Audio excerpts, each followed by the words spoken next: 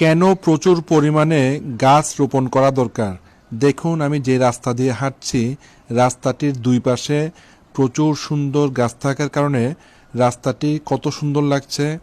এবং যখন আমি রাস্তা দিয়ে হাঁটছিলাম তখন আমার মন খুব ভালো ছিল।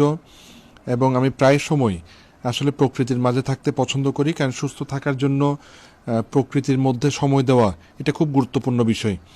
তো আসলে এই জন্যই বললাম, প্রতিটি রাস্তা যদি এরকম সুন্দর থাকে, প্রতিটি রাস্তায় যদি এরকম গাছপালা থাকে, তাহলে আসলে মানে মানুষের মন ভালো থাকবে, মানুষ সুস্থ থাকতে পারবে, অনেক ভালো থাকতে পারবে। এবং দেখবেন আপনার যখনই একটু মন খারাপ থাকে তখনই আপনি প্রকৃতির মাঝে যাবেন, হাঁটবেন, ঠিক আছে, দেখবেন কিছুক্ষণের মধ্যে মন ভালো হয়ে যাবে।